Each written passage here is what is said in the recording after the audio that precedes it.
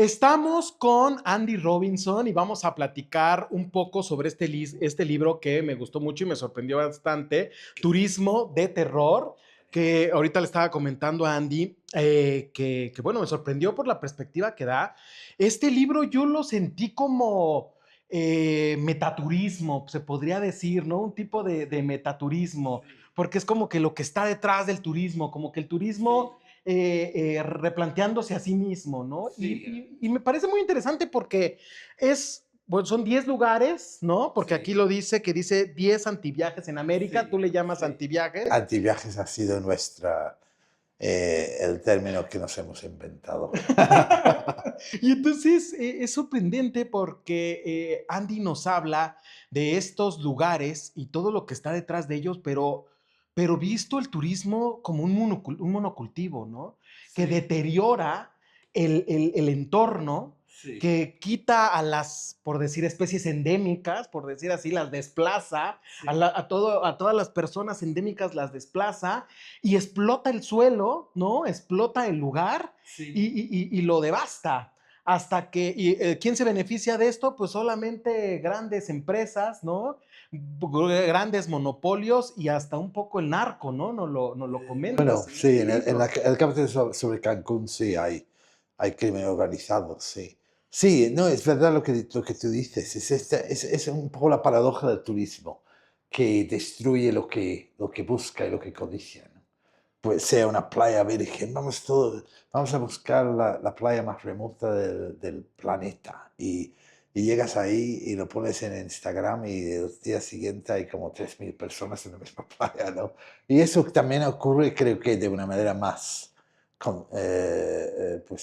cultural, ¿no? En nuestros barrios, que entiendo que aquí en México estáis teniendo las mismas tensiones con los pisos turísticos y la gentrificación y la llegada de turistas que destruyendo un poco esa parte de la vida cotidiana del barrio, ¿no?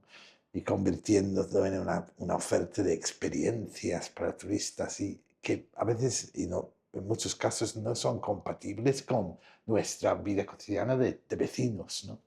Y entonces todas estas cosas se plantean en el libro de manera muy impresionista, porque son viajes, son pinceladas, no es un análisis sociológico ni económico, es más bien un periodista que, como yo viajo muchísimo y estoy llegando a la conclusión de que no me conviene. Pero Pero fíjate que, bueno, nos lo muestras, o si no es un estudio riguroso, no, para no, nada. no es un estudio riguroso, pero sí invita a que te cuestiones muchísimos temas, Qué bien. porque eso fue lo que a mí más me gustó, porque, a ver, mencionas Cartagena, Sí, mencionas Cancún, mencionas el tren de lujo de Louis Vuitton que ya no funciona como Louis Vuitton, ¿no? sí. En Machu Picchu, mencionas Las Vegas, también mencionas Brasil y Sí. esta torres de Amazon, por ejemplo, ¿no? Amazon Tower, Las sí, Amazon en Towers. Amazonia, cerca de Manaus, sí, sí. Ajá. Son todos viajes como, un poco, es como, son crónicas de viaje, pero digamos que crónicas de viaje que empieza a plantear una especie de literatura anti-viaje, ¿no?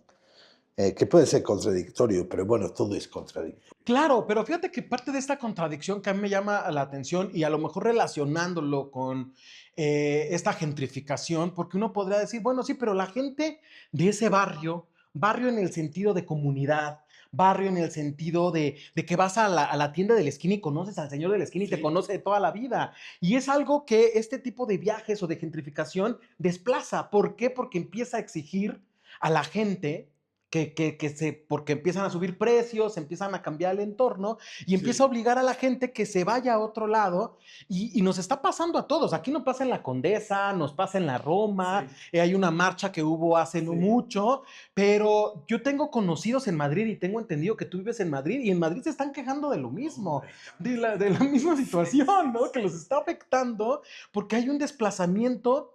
devasta el barrio, y el Sí. barrio que es el que genera comunidad.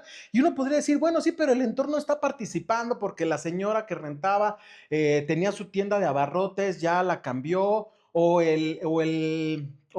viven casi que en coches ambulantes con tal de poder trabajar en Disney, por ejemplo, ¿no? O en Ya. la precariedad con tal de trabajar, Sí. pero no es culpa de las personas, sino el sistema capitalista, la economía, funciona como un sistema de coerción que obliga a hacer cosas que muchas veces no quieres. Y no nada más lo vemos en esta parte de la gentrificación o Sí. de las personas que dan su mano de obra y trabajan con salarios míseros en horarios de explotación y para con tal de trabajar a lo mejor en Disney y vivir este sueño o esta aspiración, o los lugares que rentan estos lugares sacando a otras personas del barrio, Sí. pero esto viene derivado de la economía como coerción que obliga a la gente a autodestruirse, ¿no? Sí, sí. Bueno, creo que hay nuestra economía, el capitalismo convierte todo en mercancía, ¿no? Y estamos en una fase en la cual es casi como las experiencias. Yo hice un libro, el libro anterior, un poco las materias primas en América Latina, y el subtítulo se llamaba Oro, Petróleo y Aguacates, las nuevas venas abiertas de América Latina. Era un poco como esa especie de extracción, saqueo del que habló Eduardo Galeano en ese libro fantástico, ¿no? Y luego, con el tema con el debate sobre el turismo, empiezas a pensar, mira, ya estás en una fase ya más avanzada de saqueo y extracción, y están extrayendo la esencia de la cultura, ¿no? Y de nuestra forma de pensar y convertirnos a cosas que es como si nos quisiera convertir todos en turistas, porque el turista siempre quiere una experiencia nueva, una experiencia única, y esto se puede vender, ¿no? En vez de ir a comer en la casa de comidas que está al lado de tu casa, donde están todos los vecinos y vamos a comer unas lentejas y un bacalao de toda la vida, pues de repente tenemos que ir a buscar un restaurante gourmet donde están creando una cocina muy creativa y muy cara, etcétera. Y creo que ese es un ejemplo anecdótico, pero digamos que trato en el libro, en algunos capítulos sobre Cartagena de Indias y uno sobre mi barrio de Lavapiés en Madrid, y de comentar digamos, esbozar una tendencia muy peligrosa, creo, en la que nuestras vidas cotidianas como vecinos del barrio están siendo suplantados por una especie de parque temático en el cual no necesariamente turistas de fuera del país, sino pueden ser gente de otros barrios que vienen y quieren tener esas experiencias o bien de ocio. Pero a veces son cosas como extrañas, ¿no? Como una taberna de toda la vida que se ha reinventado y se ha convertido en una imitación de sí mismo.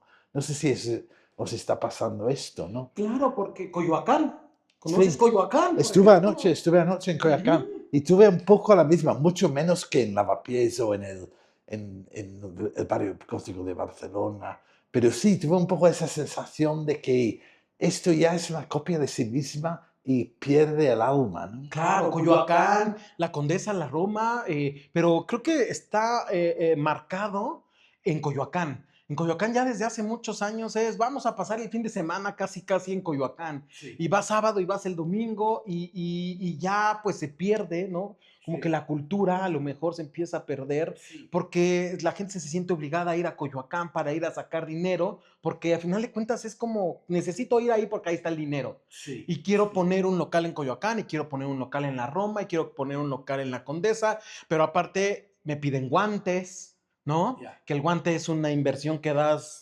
regalada.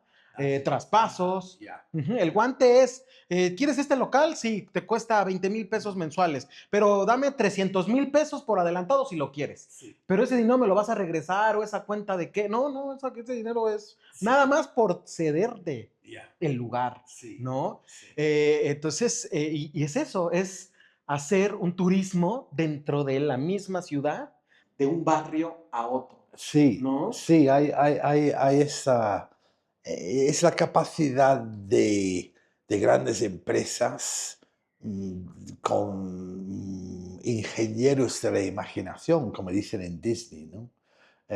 Y hablo un poco también de parques temáticos en México, como Xcaret, ¿no?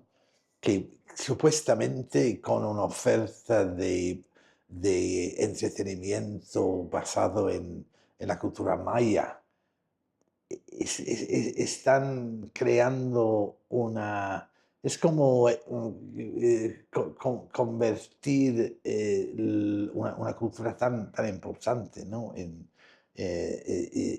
una mercancía, ¿no? En una experiencia, hasta el punto de que han privatizado un yacimiento maya y venden los cenotes como lugares donde uno puede bañarse en agua de color turquesa, porque ya el Caribe está tan contaminado con sargazo, etcétera, que no puedes. Entonces, es como todo poco a poco se va convirtiendo en algo que tienes que comprar, ¿no? En vez de tenerlo como un bien público. Y eso me lleva también a la reflexión de por qué estamos viajando. ¿Por qué Ya. queremos ir a estos lugares turísticos? Se vino una corriente fuertísima de que es importantísimo viajar como experiencia de vida, como para tener cierto estatus. Entonces, ¿viajas por conocer o viajas por pertenecer o viajas por llenar vacíos? ¿O por qué estás viajando? Porque vas al Museo del Louvre nada más a tomarte a fotos afuera del museo sin interesarte qué hay adentro. No, yo acabo de ir a Cancún y parte de lo que comentas tú en el libro, como que dije, sí, tienes razón, ¿no? Tienes razón de ser una atracción turística, algo que a lo mejor, pues es que ya le quitas toda esa cuestión, no quiero ser romántico, pero hay una cuestión más importante detrás. Es como ir a Auschwitz, por ejemplo. Vas a turistear, a tomarte fotos ahí en los campos de concentración, ¿no? O sea, o tomarte fotos en las ruinas del Amazon Tower, ¿no? O sea, ¿qué estamos haciendo, no? Sí, O sí. sea, ¿cómo estamos? Pues sí, no sé si decirle haciendo leña del árbol caído o haciendo un producto de consumo, la desgracia de los demás. Sí, sí. Sí, hay una... el capítulo de Cancún trata de contrastar esa venta del marketing de las cadenas hoteleras y empresas de parque temático como Xcaret, que es la venta de lugares supuestamente paradisíacos, y la playa y el sol, y esa idea de divertirte en la zona hotelera de Cancún, con todas unas margaritas y todo lo demás. Y contrastar esto con lo que está detrás de esa fachada, ¿no? O dice que en el fondo hay algo muy oscuro en el fondo de la infinity pool, la piscina, esos que siempre tienen, ¿no? Y que los venden como ejemplos de lo que aspiramos en el sentido de disfrutar el lujo, ¿no? El lujo que normalmente es solo el lujo que pueden disfrutar las celebridades y los VIPs. Y usted para tenerlo durante 5 días de tu vida en un hotel de super lujo, con los mejores colchones, y te vamos a mimar, etcétera. Pero ¿qué hay detrás de esto? Pues hay trabajadores que tienen que venir a limpiar tu habitación, o tienen que venir a arreglar el grifo del spa o lo que sea. ¿Dónde viven? Viven en zonas al otro lado de la carretera y son víctimas de delincuencia organizada que los extorsionan.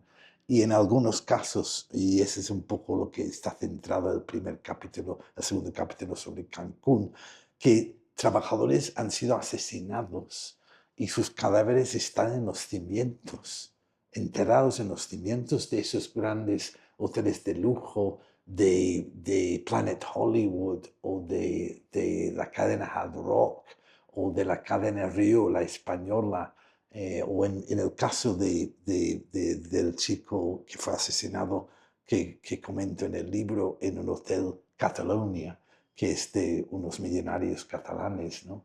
Y que tuve problemas a la hora de publicar esa historia en mi diario La Vanguardia, porque tienen mucho poder de lobby esos grupos hoteleros, ¿no? Y su imagen, tiene que mantener su imagen. Pero un poco la denuncia de este capítulo es decir, mira, esto ya sabemos que México y otros países latinoamericanos tienen graves problemas con la delincuencia organizada, pero no, en muchos casos lo vemos desde España o desde Estados Unidos, como eso es un problema mexicano y los responsables son mexicanos. Pero no, en este caso, por lo menos tienen que compartir parte de la responsabilidad de esas atrocidades que se están cometiendo contra los trabajadores de construcción de esos hoteles. Tiene que asumir parte de la responsabilidad de las propias empresas hoteleras cuyas sedes están en Madrid y en Palma de Mallorca y en Toronto y en Nueva York, etcétera, ¿no? Yo quisiera denunciar esto porque creo que esas empresas a veces se lavan las manos y de hecho cuando hice ese reportaje intenté conseguir una aportación por parte de las empresas. Nada, no quisieran comentarlo, ¿no? Claro, se vuelve un tema de que, como creo que también lo mencionas en el libro, ¿no? De nos vas a quemar, que no se enteren, mejor lo Sí, escondemos, nos hacemos de la vista gorda, sí. porque algo de lo que tú comentas al joven que matan en Cancún, ¿no? Si mal Sí, no exacto. recuerdo, Ese es el caso, lo sí. está obligado a Debajo del vender, Hotel Catalonia, claro, que sí, ¿no? está obligado a vender droga, ¿no? Por ejemplo, Sí, ¿no? sí, Es una de porque, las porque ahí hipótesis. te piden el derecho de piso, ¿no? Que o bien les pagas, y además cobran poco, ¿no? Igual les cobran un 10% de su salario. O la alternativa es que vendas marihuana y así pagas a los narcos. Y él se negó a hacerlo. No se sabe exactamente qué pasó. Exactamente, Lo sí. que se sabe es que era electricista, ponía el cableado en un hotel de una empresa española y fue asesinado y casi con toda seguridad su cadáver está en los cimientos de ese hotel. Entonces yo pensaba que es una metáfora, bueno, son cosas tan espeluznantes que es difícil a veces escribir sobre esto, ¿no? Pero intenté, por eso utilicé el término, hay un término en inglés sobre el género de la novela negra, ¿no?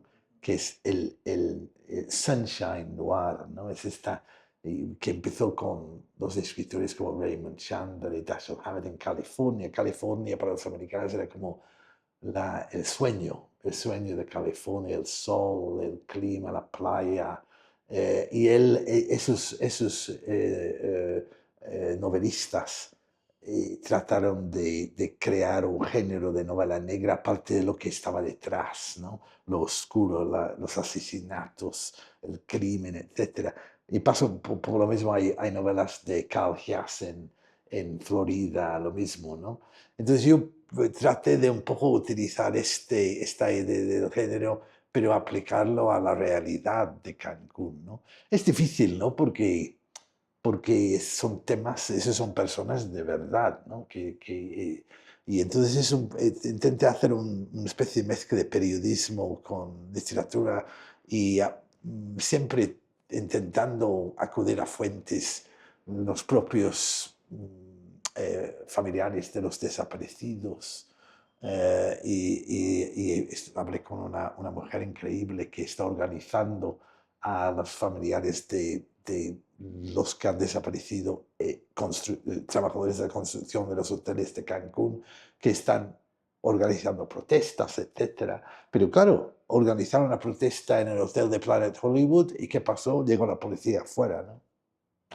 Exacto, sí, tienes mucha razón. Y algo que yo quería comentar de este libro, que quería comentarles, es que se siente, obviamente, toda tu carrera periodística, ¿no? Por cómo está escrito, pero algo que me llamó mucho la atención, sin ser irrespetuoso en ningún momento, tiene cierto humor negro Sí. que vuelve amena la lectura y no se siente ofensivo de ninguna manera hacia los casos que estás describiendo, Ya. ¿no? No va en detrimento del texto principal o del objetivo principal, pero sí están ahí estos toques de humor negro Sí. que me gustaron y me parecieron Qué bastante bien, qué bien, interesante, me ¿no? Como, alegro. como la parte esta de la nieve y que si ya vas a consumir, ¿no? La nieve. Pero es que sí, o sea, me recuerda, no sé si ¿Te refieres a viste... lo de Bariloche en la Patagonia y Exacto. los brasileños que van ahí y gastan un montón de dinero solo para ver la nieve, ¿no? Porque, Con máquinas artificiales, ¿no? De sí, sí, nieve. claro, es además una nieve menguante, porque ya por el cambio climático hay cada vez menos nieve, etcétera. Sí, el turismo es, a veces el turismo está son fetiches, ¿no? Es que son caprichos y fetiches y la gente está dispuesto a ir miles de kilómetros para ver algo que de alguna forma han convertido en obsesión, un fetiche, y a veces hay un capítulo sobre el salar de Uyuni en Bolivia, que es un gran salar, que es un paisaje espectacular, ¿no? Pero digamos que en la temporada de lluvias, se forma como un lago y por el hecho de que el salar es blanco y es una cantidad pequeña de agua por encima, se conoce como el lugar de los mejores reflejos del mundo para hacer una foto, una selfie, ¿no? Entonces la gente, sobre todo los asiáticos, cruzan el planeta, ¿no? 15 horas de vuelo, otros 3 horas en todo terreno, para luego, y van con su ropa de colores, ¿no? Chillones y vistosos para hacer, y hacen posturas así, ¿no? Para que el reflejo sea perfecto.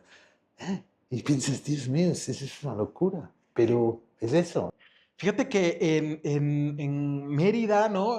Ahí también está este de los pelícanos, se me fue ahorita el nombre, donde el agua es roja, ¿no?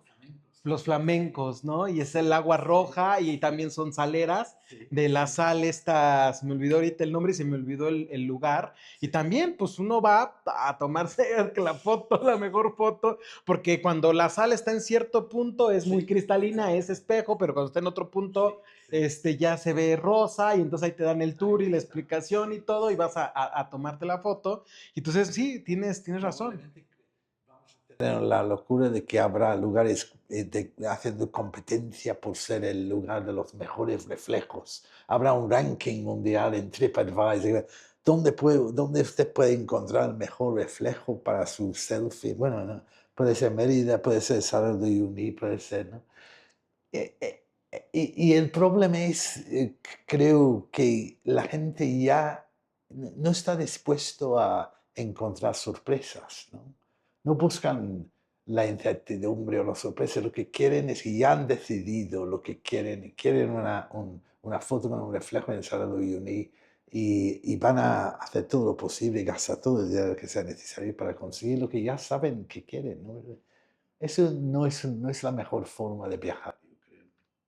Sí, porque aparte no te importa conocer el lugar, no te importa conocer su gente, no te importa su historia, no te importa todo lo que hay detrás del lugar. No, Nada más te importa la foto sí, y la experiencia. Y sí, fíjate que a mí de lo que me hizo reflexionar este libro, en parte es, ¿qué están haciendo estas grandes empresas? Que eso creo que está muy claro en el libro, con tal de dar estos centros turísticos para obtener dinero.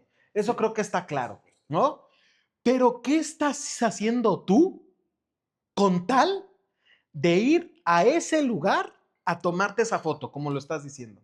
Sí, Viajar miles de kilómetros en todo terreno, en avión, y deja tú de viajar, hipotecar casi, casi tu casa, ¿no? Con tal de poder ir a ese lugar a vivir la experiencia increíble que te va a dar el tren de Louis Vuitton o que te va a dar tal hotel Sí. al lado de elefantes en Australia, no sé, o en África, ¿no? O en estos lugares, o que te hagan una limpia en Cancún, o un ritual de iniciación, o que eres capaz de hacer, de gastar, con tal de ir también a todos estos lugares, Sí, ¿no? sí, De sí. dejar ahí un riñón por vivir la experiencia, Es verdad. que aparte, ¿qué tan satisfactoria realmente te es? Esto, claro, yo creo que cuando ya sabes lo que quieres y haces un gasto tan enorme, un esfuerzo tan enorme para conseguirlo, es casi inevitable que te va a decepcionar, ¿no? Hay un cuento de, ay, ¿cómo se llama ese escritor americano que murió? Sobre los cruceros. Y él habla de que al inicio piensas, es que maravilla que me miman tanto, me están mimando en todo, cada detalle, todo lo que yo quiero, pero poco, pero es que tus expectativas se van aumentando, ¿no? Y cada día, el cuarto del crucero está empezando a quejarse porque el champán Veuve Clicquot que le traen en la copa está un poco menos frío que el día anterior. ¿Sabes lo que quiere decir? Y creo que ese es uno de los problemas, ¿no?, del turismo, sobre ese turismo de que te vamos a tratar como un VIP, como una celebridad. Es que jamás pueden cumplir con tus expectativas. Y el tren de lujo, lo que de comentar, el tren de Belmont, de Louis Vuitton, es un ejemplo bastante grotesco de lo que es ese turismo de crear un entorno de VIP para los turistas, porque es una empresa, primero había sido el ferrocarril público de Perú, que proporcionaba servicios de tren para la gente que vivía en esa parte de la Sierra Andina, ¿no?, en el sur de los Andes peruanos. Lo compró un empresario que en estos momentos es el alcalde de Lima y que da la casualidad que también es un político de ultraderecha.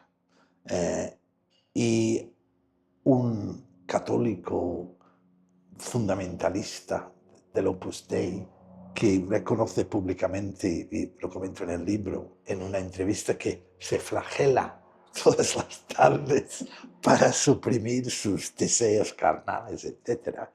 Eh, Él luego se creó un joint venture con la famosa empresa de lujo LVMH, que es uno que tiene todos esos grupos como Bulgari, como Louis Vuitton, Veuve Clicquot.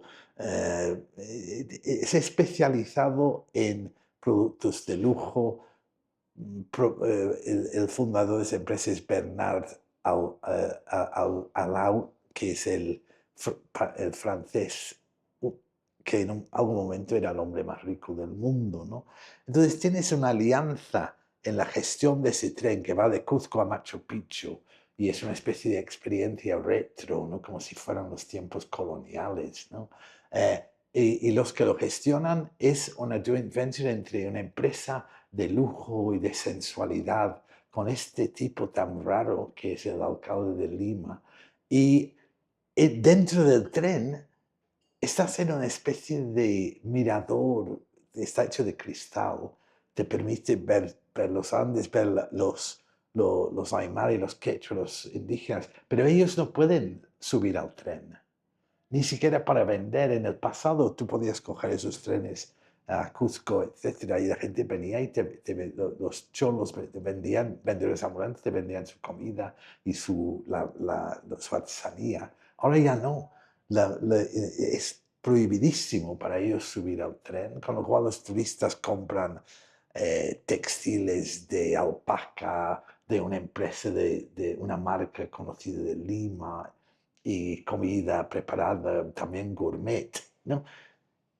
Y piensas, hay algo huele muy mal en ese concepto, ¿no? ¿A quién está beneficiando eso Bueno, realmente, no? obviamente al alcalde de Lima y la empresa de lujo de Louis Vuitton. Y luego a mí me da, me digo, bueno, ¿qué te cuesta ayudar a la gente que estás desplazando de su territorio, no? Sí, también. Sí, creo que sí, esas son crónicas, digamos, que en teoría, en principio no necesariamente tienen nada en común, porque empieza con Cancún, con lo que hemos comentado, con trabajadores que han sido asesinados en la construcción de un hotel, al casco antiguo de Cartagena de Indias, que se ha convertido en un parque temático inspirado por el realismo mágico de Gabriel García Márquez, pasando a Las Vegas, a Miami, amenazado por inundaciones, a Bariloche con la cuestión de la nieve,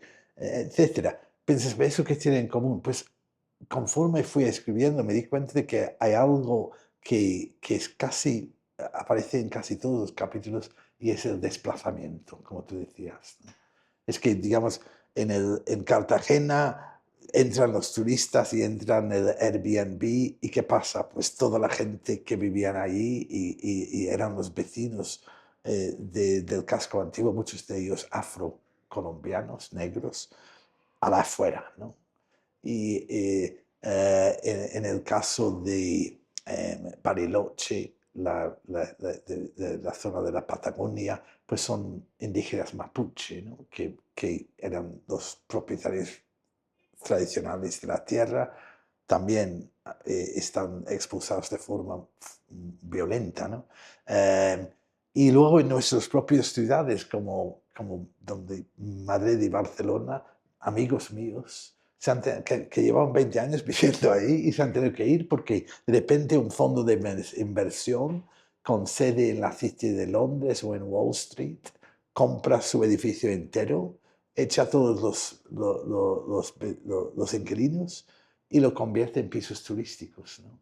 Entonces, hay algo que nos une trágicamente, es que somos carne de cañón de alguna forma en ese gran sector inmobiliario turístico global que de la noche a la mañana puedes decidir, mira, tú, aunque puedes ser un vecino del barrio o puedes ser un pescador en la costa de Cartagena de Indias, pero te tienes que ir porque aquí va a haber unos condominios, ¿no? O en Baja California Sur también hay un capítulo sobre los cabos, y ese es un caso extremo.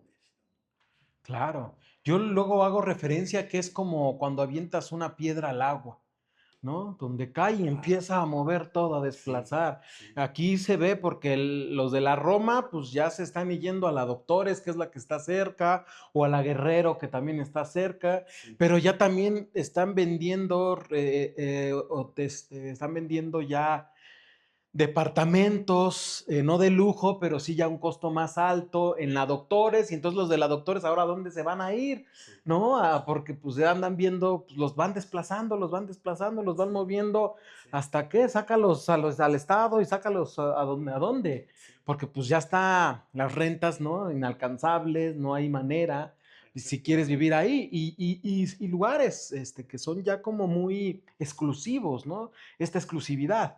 Fíjate sí. que decías tú de lo absurdo de hacer como productos de consumo absurdos y los consumimos. Me recordó la película esta bueno, que es un libro que es de Lorax, de Dr. Seuss, Ah, que creo que empezaban a vender aguas embotelladas, no, empezaban a vender aire embotellado. Entonces tenías que vivir la experiencia del aire sí. embotellado y entonces abrías la botella de aire y ¡ah!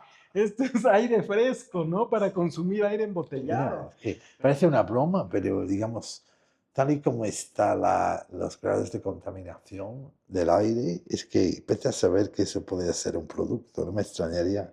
ya venden agua, obviamente, ¿no? Es que, digamos, en cierta medida, probablemente hace 100 años, si habrías dicho, mira, ¿sabes lo que están haciendo? Están poniendo agua en la botella y lo venden ponen una marca Vichy y lo venden por $10. No, eso es imposible, pero mira. Y ya es una realidad hoy. Yo me acuerdo que mi abuelo decía, no, agua embotellada en su momento a nosotros nos parecía absurdo. Y ahora pues ya en todos lados hay aguas embotelladas, ¿no? Entonces, pues sí, quién sabe en un futuro lo que pueda provocar. Sí, tengas que comprar aire embotellado por la mala calidad de aire, En ¿no? el caso del turismo es más como, es un poco más la experiencia, es más intangible lo que convierten en producto, en mercancía, nuestra forma de vivir en un sentido sensual, ¿no? Tal vez, ¿no? Es que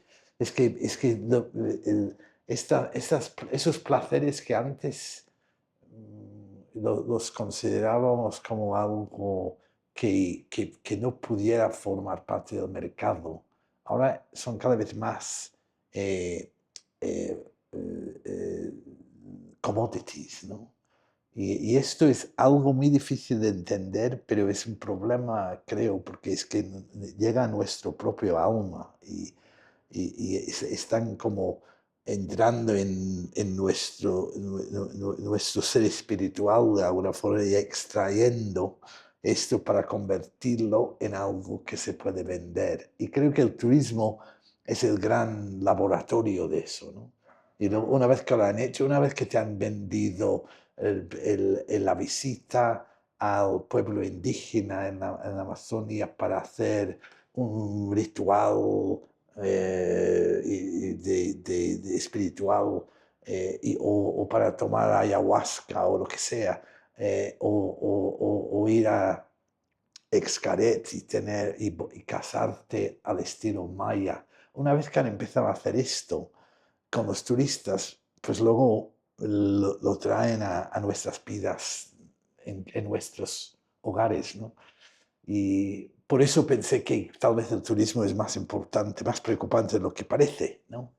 Fíjate que eso que acabas de comentar, yo en alguna ocasión a un filósofo entendí que decía, por ejemplo, Nietzsche, Sí, con la frase de Dios ha muerto y nosotros lo hemos matado, sí, el quitar la cuestión de la sacralización, ajá, y no buscar llenarla con otra cosa, ¿no? sí, sí. Pero alguien decía que el capitalismo, por definición, es desacralizador, o sea, Ujú. quita toda la sacralidad, Sí, pero lo que me dejó reflexionando este libro es que no nada más te quita la sacralidad, te la quita, te la maneja y te la regresa como producto. sí, Es lo que dices en este sí, libro, sí. es Muy, lo que muy, muy, hace. muy bien resumido, sí. Y es justo lo que estás diciendo. Sí, sí. Mira, es ese tipo de resumen que tú acabas de hacer, que probablemente yo mismo, ese libro es un libro de crónicas, de impresiones y pinceladas, pero creo que el lector va a poder hilarlo todo, ¿no? Y quizá hay momentos cuando de repente se te ocurre una conclusión como la que acabas de tú hacer, igual ha sido espontáneo, Sí. ¿no? Y esto es, creo que eso sería, si el libro permite que la gente haga lo que tú acabas de hacer, sería importante, ¿no? Porque son muchas cosas que están ocurriendo paulatinamente en nuestros entornos y estamos pensando constantemente en temas, yo qué sé, como por ejemplo el peligro de Donald Trump o el peligro pues no sé, Che Chávez, el comunismo, López lo que Obrador, sea, ¿no? sí. Pero digamos que a Ajá. veces, a veces los verdaderos fuerzas insidiosas que te están cambiando tu vida a peor son el hecho de que donde había una taquería propiedad de una familia de repente de la noche a la mañana se convierte en una pizzería de la cadena Pizza Hut, ¿no? Ese es un ejemplo obvio, ¿no? Eh, entonces, es que tenemos que intentar sacar conclusiones y no es nada fácil. Y de hecho yo saco pocas conclusiones en el libro porque no me siento capaz. Pero creo que el lector tal vez en momentos determinados va a tener ese momento de eureka. Mira, eso es lo que está pasando. Que ese ejemplo que acabas de dar es el ejemplo claro del colonialismo, ¿no? Sí, De llenarte con franquicias extranjeras y sí, quitar todo tus negocios locales, sí. ¿no? Ya, Eso está pasando a ritmo de vértigo en todas nuestras ciudades, ¿no? Porque supongo que todo tiene que ver con el precio del suelo, ¿no? Pero no solo son, hay diferentes procesos y uno es muy fácil de ver, un McDonald's donde antes había una casa de comidas, pero ahora creo que estamos en una fase que es más sutil, ¿no? Es como un restaurante que parece muy auténtico, pero en realidad pertenece a una cadena, ¿no? Digamos, y ni te das cuenta. fíjate que sí, tienes razón. Y algo que mencionas que también me llamó la atención en el texto, porque empieza hablando de aeropuertos y de los aviones, Sí. y hace poco me llegó una noticia que no sé si sea cierta, que después ya dudé, porque en el libro comentas, dices, redujeron el espacio 20 centímetros de asiento y Sí, asiento, sí. pero yo el anuncio que vi era de que para vuelos de 1 hora ya ibas a ir un poco inclinado, como que parado. Ya no ibas a ir sentado, sino ya estaban haciendo asientos de tal manera que para que vayas como que paradito, como que Sí, nada más recargado. Yo dije, sí. esto es broma, no creo que esto vaya a ser posible. Pero luego leo esto y dices tú que redujeron el espacio entre Sí, 120 centímetros y dices, ay, en la torre, porque seguramente le reducen 20 centímetros para ganar un espacio más adelante, ¿no? Sí, claro, por supuesto. No, porque que el nuevo modelo es de precios dinámicos, tanto en los vuelos como en los hoteles, ¿no? Entonces tienen que, para ellos es imprescindible llenarlo. Y claro, entonces lo venden, como tú bien sabes, si sacas el billete de avión con 6 meses de antelación, te sale por 20 euros un vuelo a Cancún. Pero si lo haces 2 días antes, son Sí, sí. 1000 euros, ¿no? Y a mí me pasa, que lo comento en el libro de forma anecdótica, para mí siempre soy el que saca el billete el día anterior, ¿no? Y acabo con un asiento así, ¿no? Al lado del baño, cuando voy al baño y el tipo delante se echa para atrás y aplasta tu ordenador y has pagado $1500 por el vuelo, ¿no? Pero esos precios dinámicos, y pasa lo mismo en los hoteles, ¿no? Y es una estrategia ya empresarial, pero tiene un fin preocupante porque si haces esto, construyes un hotel y lo llenas, construyes otro hotel y tienes que llenarlo como sea. Entonces tienes que atraer a más turistas y más turistas y más turistas. Lo mismo con los vuelos, ¿no? Es una especie de dinámica exponencial, ¿no? ¿Y cuál es el límite? No, parece que no lo hay. Creo que mencionas algo ahí que ahí como que ya no me regresé a investigar, pero ahí me quedé con la duda. Mencionas de un lugar que tiene un aeropuerto con 6 pistas. Sí, sí, bueno, el primer capítulo trata de hablar un poco del aeropuerto como un microcosmos del sistema, de esto, nuestra fase del capitalismo, que tú te entras ahí y eres como un cautivo, no puedes salir y luego te venden. Entras en el centro comercial también con esas marcas de lujo y casi comento un poco, es todo un poco irónico, pero digamos que a veces no sabes si es una cuestión de seguridad, ¿no? Que te están obligando a estar en un lugar determinado sin salir. Esto, a ver, ¿eso es para que yo compre esto o es porque de verdad debería estar aquí según las normas policiales o lo que sea, ¿no? Y cómo nos convierten en personas muy obedientes en el aeropuerto, ¿no? Que lo primero que entras por seguridad dice alzar las manos y como parte de ese proceso de seguridad, pero acto seguido estás ya en la tienda de Benetton, ¿no? Y a veces piensas, mira, nos están convirtiendo en como seres muy sometidos y muy obedientes con el fin de qué, ¿no? Eh, y quizá esto lo amplías la mirada y piensas, fuera del aeropuerto tal vez está pasando lo mismo, ¿no? Claro. Porque fíjate que ahí yo me dijiste una parte que me recordó una ocasión que viajé yo, que no puedes tener recipientes con más de 100 mililitros, ¿no? Ya, sí, sí. Pero ya que pasaste la revisión, hay tiendas en las que venden perfumes de 200 mililitros, ¿no?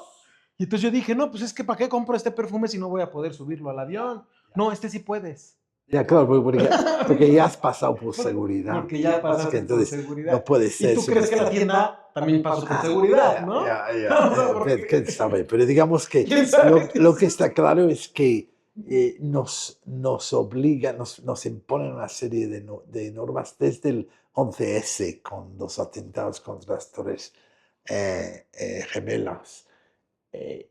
La experiencia del aeropuerto es como decir, mira, ya voy a entregar mis derechos humanos y mi autonomía como persona hasta que desembarque en el aeropuerto de destino. Es como somos seres sin libre albedrío durante todo ese tiempo, ¿no? Y además es como este de ley del no lugar, ¿no? El no lugar, que Sí, sí, sí. ahí Se vuelve un lugar. no hay cultura, no hay personalidad, no hay humanidad, ¿no? Es simplemente un lugar que existe para que te vendan algo, ¿no? Y el problema es que esto también, solo hace falta ir a esos centros comerciales aquí para ver que son un poco lo mismo, no lugares, ¿no? Claro, tienes mucha razón. Sí, es que todo el primer capítulo hablas, es como una introducción al viajero y todo esto, Sí, se sí. podría decir, ¿no? Y entonces mencionas todas estas cosas que también, pues sí, te invitan a que reflexiones, a que te cuestiones, los viajes, cuando vas ahí al aeropuerto y Sí. de hecho sí, me gustó y ahorita platicándolo, porque aparte hasta mencionas la película este del viajero que se queda ahí, Ah, pero sí, estoy sí. basada en un hecho real, ¿no? Sí, sí, Sí, sí, de sí. una persona que se quedó. Muchos años atrapado en el aeropuerto porque no tenía pasaporte de ningún país, con lo cual no, es una historia alucinante. Steven Spielberg hizo una Steven película sobre Spielberg eso. hizo ahí. Pero claro, yo lo que comenté en el capítulo, porque es que el planteamiento de este capítulo, un poco, pero digamos que son ideas que se sueltan así y para que la gente saque sus propias conclusiones, es que al estar atrapado en el aeropuerto nos convertimos en consumidores perfectos para esas empresas. Pero hay esa idea de que tú quieres ser engañado de alguna manera. Una vez que estás dentro, no quieres salir. Y él mismo dijo que después de 15 años en el aeropuerto salió y no podía con el mundo externo y dijo, lo primero que pensé es que me vuelvan a poner en el aeropuerto porque estaba mejor. Así como, pues sí, pasa este síndrome como de los pajaritos que los tienen en jaula, que Sí, cuando le abren la jaula ya no se sale, sí, sí. ¿no? Porque pues ya quién sabe qué hay allá Es una afuera. metáfora interesante, ¿no? Sí, Eso de bastante que interesante. cuando queremos ser prisioneros y porque es más cómodo, ¿no? Y queremos ser obedientes porque es más cómodo así. Y a veces, enlazando esto el turismo, es esto, porque a veces piensas, de hecho un autor con el que hablé para el libro, el capítulo sobre Las Vegas, él lo dice, es que ¿cómo podemos explicar que 40 millones de personas al año hacen un viaje a una ciudad en medio del desierto del Mojave en Nevada, donde las temperaturas pueden llegar a 45 grados para ver unos simulacros muy pobres de París, de la Torre Eiffel o la fuente de Trevi, ¿no? La fontana de Trevi de Roma. Eh, ¿Por qué lo hacen? Es porque bajo ningún concepto eso se puede considerar diversión o placer, ¿no? Entonces empieza que lo hacemos porque de alguna forma nos dicen que eso es lo que hay que hacer para, para sentir, para divertirnos, ¿no? Y como nos lo dicen, obedientemente vamos allí, ¿no? Y lo hacemos. Pasa un poco lo mismo con Cancún, ¿no? Entonces, no sé, no quiero ser yo elitista y quizá hay espectadores de tu canal que van a Cancún y se lo pasan muy bien, pero digamos que yo voy a lugares como ese y pienso, para que eso se define como pasarlo bien, alguien de alguna manera te ha vendido de forma muy inteligente o muy coerciva una idea de disfrutar que no corresponde con lo que a lo largo de miles de años los seres humanos han considerado experiencias placenteras. Sí, sí, sí, sí, sí. Yo también me lo he cuestionado, o sí, porque a veces vas a lugares y así de, ay, esto tenía que haberme gustado, hasta te sientes mal cuando no lo disfrutas, Sí, ¿no? Pues sí, o sea, es que tienes que... divertido en eso, tienes Sí. que disfrutarlo a la fuerza. Y Ujú. si te preguntan después, sí, me lo pasé muy bien. Y voy a poner mis cosas en TripAdvisor y Instagram diciendo que eso fue. No. Pero sí, yo no sé si de verdad estamos divirtiéndonos. Pero claro, eso es difícil. Esas son cuestiones muy complejas, porque si queremos, si pensamos que estamos pasándolo bien, pues supongo que nos lo estamos pasando bien. Sí, porque puede ser que... Y no te atreves a decir que la verdad no te la pasaste bien, porque pues es que se supone que me la tengo que pasar bien. No, yo por ejemplo, nunca, ni mis hijos, ni yo, ni les inculqué el fanatismo de Disney, por ejemplo, lo cual mencionas, y creo que das el número, no me acuerdo, no sé si tú te acuerdas del número de visitantes que tiene Disney, pero es una cosa bestial. Casi todo el mundo ya fue a Disney. No, o sea, es una cosa impresionante. Y hay gente que va una vez al año a Disney, ya como mantra, como ir a la Meca. Creo que lo pones, van más a Disney que a la Meca, ¿no? Hay un libro que se hizo en el capítulo sobre Disney World en Florida, que creo que se llama algo del Vaticano, ¿no? Es decir, que se ha convertido en un lugar de peregrinaje de alguna forma, sí.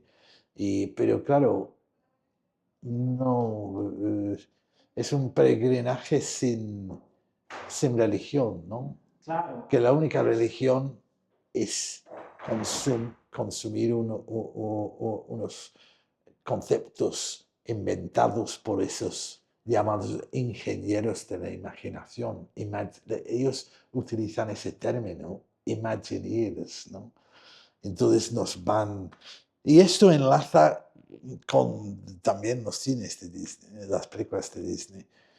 Comento esa película Coco, ¿te acuerdas de Sí, eso? sí, mencionas a Coco y Y mencionas la de Encanto. el encanto, y como me quedo como perplejo de alguna manera cuando vine a México el año del estreno de Coco y vi que todo el mundo, incluso como, Elena Poniatowski y gente, digamos, que escribían en periódicos como La Jornada o un poco de izquierdas estaban diciendo, por fin Disney nos entiende, ¿no? Y acá han venido aquí, entienden lo que es la importancia del Día de los Muertos y han hecho una investigación etnológica. Y, ¿Y lo necesitamos? sí, de verdad necesitamos que unos imagineros de Disney nos enseñen qué es nuestra cultura. Pues yo creo que no, pero eso, son cosas que yo pongo ahí porque son las que impresiones que tengo, pero habrá que debatirlos y ojalá se pueda debatir con el Poniatowska. Pero a mí me pareció como que Disney de ser, eso fue que 3 o 4 años después de que Disney intentó conseguir los derechos de propiedad intelectual del Día de los Muertos y los intentaron comprar. Entonces, pero bueno, es todo, es todo fluido, ¿no? Y obviamente yo lo que digo es que no trato de decir verdades, sino plantear perplejidades y cosas así, ¿no? Que me siento cuando estoy viajando. Claro, es un libro que invita al debate, no es un libro que te diga, que haga una crítica mordaz a todos los viajes, ni al turismo, ni nada, ¿no? Pero sí te invita a reflexionar desde tu perspectiva, con cierto humor, y vale mucho la pena leerlo para que uno se replantee muchas cosas y se cuestione y empieces a ver, a pensar tal vez de otra manera. No vas a encontrar respuestas, pero sí muchas preguntas y te vas a hacer muchas preguntas, ¿no? Preguntas que, como dices tú, te hiciste, que no han quedado resueltas, pero bueno, en cada charla, cada conversación, me imagino que hay un rebote y empiezas a encontrar, mira esto, mira el otro, mira aquello, y empieza a formarte una idea, ¿no? Una idea. Lo que Hegel, pues creo que llama esta cuestión de la intersubjetividad, ¿no? Claro, yo creo que hemos Entonces, tenido, la conversación que hemos tenido ahora mismo es, no estamos repasando los tópicos de los que se suele hablar muchas veces, ¿no? En tertulias, etcétera, y no llegamos a conclusiones concretas, pero por lo menos está, digamos, el título del turismo de terror es tiene una cierta ironía allí, claro. ¿no? Es que es un poco, incluso han hecho un muy buen diseño de la carátula, Sí, con lo cual es un poco como Pulp Fiction. y tiene cierto relieve también, sí, sí, la verdad que Penguin Random House, ¿no? En el sello de Grijalvo, hizo un trabajo agradable, sí, me gustó cómo quedó la portada. Pues bueno, Andy, pues ya no te quito más tiempo. Muchísimas gracias, ¿no? Invito Un placer. a comprar Turismo de Terror de 10 antiviajes en América. Ya está en todas las librerías. Y también salgan a buscar el del aguacate, el oro y el aguacate, porque está agotado en todas las librerías, pero a lo mejor si todos van a pedirlo, pues se reedita y lo vuelven a surtir, ¿no? Entonces, pues vayan también a pedir el otro que no lo he podido leer porque Ya. no lo encontré, pero seguramente va a ser también una delicia leerte en tu otro libro. Y pues Andy, muchísimas gracias, gracias por la Muchas gracias a plática, ti. Ha gracias por la sido. experiencia. Sí. Esa palabra está prohibida. Sí, está prohibida. Bueno, muchas gracias. Gracias a todos y Gracias. nos vemos en el Hasta siguiente.